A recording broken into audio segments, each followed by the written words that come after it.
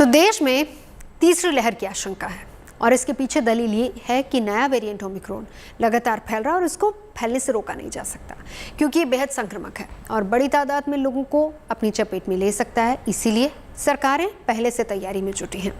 अस्पतालों में इंतजाम किए जा रहे हैं, लेकिन इससे पहले ओमिक्रॉन की एंट्री रोकने की भी ज़रूरत है। यानी कि ऐसे देश जहां पर ओमिक्रॉन के मरीज़ हैं वहां से कोई इस वेरिएंट को लेकर हमारे देश में ना आ जाए, इसीलिए एयरपोर्ट पर सख्ती से जांच की जा रही है। 8 देशों से आने वाले यात्रियों का टेस्ट अनिवार्य है और इसके लिए दिल्ली के इंदिरा गांधी इंटरनेशनल एयरपोर्ट पर सुविधाएं लगातार बढ़ाती गई हैं ताकि बाहर से अगर कोई भी यात्री आ रहा है, पहली बात उसको मुश्किल ना हो और दूसरी बात ये कि उसका टेस्ट पुख्ता होना चाहिए ताकि अगर ओमिक्रॉन वेरिएंट हमारे देश में एंटर हो रहा है तो कम से कम उससे बचाव के उपाय तुरंत से किए जा सके। एयरपोर्ट पर रैपिड RT-PCR मशीनों की संख्या 100 से बढ़ाकर 120 कर दी गई है। इसके अलावा एयरपोर्ट के टर्मिनल 3 पर भी 30 मशीनें लगाने की तैयारी हो रही है और ये मशीनें 1 घंटे में 500 से 600 टेस्ट करती हैं। इसके अलावा 4 पूरी तरह ऑटोमेटिक RT-PCR मशीनें भी हैं। यात्रियों को सुविधा हो और इसके लिए एयरपोर्ट पर 60 रजिस्ट्रेशन डेस्क भी बना दिए गए हैं जिन पर अतिरिक्त स्टाफ को लगाया गया है ताकि लोगों को किसी तरह की कोई परेशानी ना हो। एयरपोर्ट पर पिछले कुछ दिनों से 1 लाख से ज़्यादा लोग आ भी रहे हैं, तो जाहिर सी बात है कि वहाँ कोरोना टेस्ट के लिए भीड़ ज़्यादा है। फिर भी ओमिक्रॉन को फैलने से रोकना है तो उसको ट्रेस करना बहुत ज़रूरी है और इसीलिए दिल्ली या फिर मुंबई के इंटरनेशनल एयरपोर्ट्स पर लगातार मुस्तैदी बढ़ाई जा रही है। भारत में ओमिक्रॉन के केसेस आने के बाद से सख्ती बढ़ती जा रही है। इस वक्त मैं मौजूद हूँ इंदिरा गांधी इंटरनेशनल एयरपोर्ट पर, जहां पर लेबोरेटरी को सेटअप किया गया है ताकि जो भी लोग इंटरनेशनल फ्लाइट से आ रहे हैं उनका यहां पर टेस्टिंग की जा सके। जो भी हाई रिस्क कंट्रीज हैं वहां से जो लोग यहां आ रहे हैं उनकी यहां टेस्टिंग हो रही है। ये वो एरिया है जहां पर रजिस्ट्रेशन और जो भी टेस्टिंग की रिपोर्ट्स आ रही है वो इस जगह पर दी जा रही है पैसेंजर्स को। इस तरफ चलेंगे तो इस तरफ में यहाँ पर भी लैब सेटअप की गई हैं, तो ज़्यादा से ज़्यादा लैब सेटअप की गई हैं क्योंकि पता है सभी को कि इंटरनेशनल फ्लाइट से लोग आते हैं तो भीड़ ज़्यादा होती है।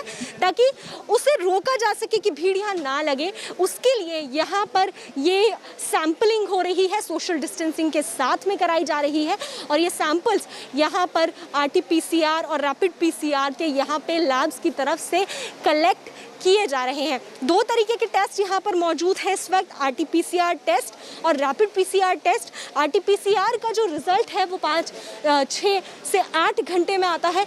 वहीं बात करें रैपिड की तो रैपिड PCR 90 मिनट में टेस्ट आ जाता है। तो कोशिश यहाँ पे ये की जा रही है कि ज़्यादा से ज़्यादा लोग जितने भी आ रहे हैं हाई रिस्क कंट्रीज से वो टेस्ट हो और उसके बाद में ही वो अपनी गंतव्य स्थान पर पहुँचे। आजकल एक शब्द है जीनोम सीक्वेंसिंग, वो बहुत ज़्यादा यूज़ हो रहा है। तो एयरपोर्ट पर यात्रियों का मुस्तैदी से टेस्ट तो किया जा रहा है, पॉजिटिव पाए जाने पर उनको अस्पताल में भर्ती भी किया जा रहा है, फिर उनकी जीनोम सीक्वेंसिंग भी की जा रही है ताकि ये पता लगाया जा सके कि ओमिक्रॉन वेरिएंट से तो ये लोग संक्रमित नहीं हैं। अब आप यही जानना चाहेंगे कि जीनोम सीक्वेंसिंग क्या है, क्यों ओमिक्रॉन की पहचान करने और उसे रोकने के लिए जीनोम सीक्वेंसिंग की ज़रूरत है। जीनोम सीक्वेंसिंग से जुड़े आपके और भी बहुत सारे सवाल होंगे, मसलन इसमें वक्त कितना लगता है, सबसे बड़ा सवाल तो यही है, और देश की राजधानी में इसके लिए कितने टेस्ट लैब्स हैं। इन सभी सवालों के जवाब के लिए हमारी टीम दिल्ली के ILBS लैब पहुंची। ओमिक्रॉन वेरिएंट का पता जीनोम सीक्वेंसिंग के जरिए चलता है और जीनोम सीक्वेंसिंग कैसे होती है, इसका पहला पड़ाव क्या होता है, ये बताने के लिए हम आपको पहुंच चुके हैं डिपार्टमेंट ऑफ क्लिनिकल वायरोलॉजी में। क्लिनिकल वायरोलॉजी के डिपार्टमेंट में दरअसल आपकी जो नेजल और थ्रोट से स्वैब कलेक्ट किए जाते हैं उनको इस रूम में लाया जाता है। अंदर हालांकि हम जा नहीं सकते क्योंकि इसकी एंट्री रेस्ट्रिक्टेड है, लेकिन आपके स्वैब्स को इस एरिया में लाया जाता है। उसके बाद नेगेटिव या पॉजिटिव जो भी टेस्ट आता है उसके बाद आपकी जो स्वैब है उसमें से RNA निकाल के उसको डिकोड करके लैब में भेजा जाता है। अब देखिए हम आपको ये एक फ्लो चार्ट है इसके जरिए समझाएंगे कि इस पर्टिकुलर डिपार्टमेंट में, इस पर्टिकुलर एरिया में किस तरह से वर्किंग होती है। सबसे पहले सैंपल्स रिसीव किए जाते हैं आपके RT-PCR के। किस तरह से जब आपका सैंपल लिया जाता है, आपका यदि सिम्टम है तो यहाँ से आपके सैंपल लिए जाएंगे। उसके बाद इन सैंपल्स को BSL-3 लैब यानी कि इस लैब में लाया जाएगा, इस लैब में इन सैंपल्स को दिया जाएगा। इसके बाद यहाँ पर सैंपल्स की लेबलिंग की जाएगी। लेबलिंग के बाद यहाँ पर सैंपल्स में से आपके RNA को निकाला जाएगा। RNA का बहुत ही महत्वपूर्ण रोल होता है इसमें, क्योंकि RNA का ही सीक्वेंसिंग होता है आगे जीनोम सीक्वेंसिंग में। अब RNA को स्टोरेज करने के लिए -80 डिग्री के टेम्परेचर की ज़रूरत होती है। यहाँ पर RNA को स्टोर किया जाता है और उसके बाद ये स्टोर्ड RNA ऊपर जाता है। बाकी की प्रोसेस ज़रूरी नहीं है, क्योंकि ये प्रोसेस उन चीज़ों के लिए है जो लोग पॉजिटिव नहीं रहते हैं। अब चूंकि यदि आप पॉजिटिव हैं तो आपका जो वायरस है उस वायरस का RNA यहाँ पर निकाला जाएगा, उसे सीक्वेंसिंग करने के लिए दूसरे लैब में भेजा जाता है। तो इस फ्लो चार्ट के ज़रिए आपने जीनोम सीक्वेंसिंग की पूरी प्रक्रिया समझ ली होगी, लेकिन आपका ये समझना भी बहुत ज़रूरी है कि जीनोम सीक्वेंसिंग ज़रूरी क्यों होती है। इसे बताया LBS वाइस चांसलर एस के सरीन ने। क्या होती है जीनोम सीक्वेंसिंग, आप इसे साधारण भाषा में कैसे समझाएंगे? अब जैसे आप किसी भी एक व्यक्ति को लें, उसका फिंगरप्रिंट दूसरे से डिफरेंट होता है, हर आदमी का, इसीलिए आधार कार्ड बनता है। हर वायरस जब मल्टीप्लाई करता है तो उसका शक्ल दूसरे पहले वाले से बदल जाता है। ये नॉर्मल प्रोसेस है म्यूटेशन का, प्रजनन का, पैदाइश का, रिप्रोडक्शन का। और इसलिए अगर हम जीनोम के साथ देखें भाई पूरा उसका जितना, जैसे आपका DNA है, भाई ये आदमी का DNA है, ये बंदर का है, ये एप का है, ये DNA किसका है पता लग जाता है। DNA से आप कैदी को, खूनी को पकड़ लेते हैं। उसी तरीके से वायरस, हर वायरस का RNA एक तरह का दूसरा प्रोटीन है। RNA से आप पता लगा सकते हैं कि वायरस कैसा है।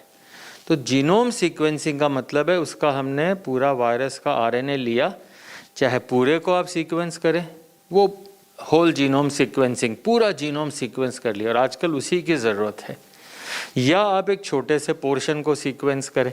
जीनोम सीक्वेंसिंग का मतलब है कि पूरा स्ट्रक्चर आपने उसकी रूपरेखा वायरस की पता कर ली, और उसके अंदर जैसे ये ओमिक्रॉन है, ओरिजिनल से सिर्फ 3% डिफरेंट है। जो चाइनीज़ वायरस था उससे 3% ही बदला है, पर ये 3% इतना है शरीर के लिए कि पूरी शक्ल रूपरेखा बदल गई, पकड़ में नहीं आता। इसलिए जीनोम सीक्वेंसिंग से हम पता लगाते हैं कि ओरिजिनल वाले वायरस से नया वाला वायरस कितना डिफरेंट है, किस एरिया में डिफरेंट है। फिर ये देखते हैं कि ये एरिया जहाँ पे डिफरेंट है क्या हमारी टेस्टिंग मेथड से पकड़ा जाता है, हमारी RNA में आ जाएगा, RT-PCR में आ जाएगा, और क्या ये जो नया वाला आया है वो हमारी वैक्सीन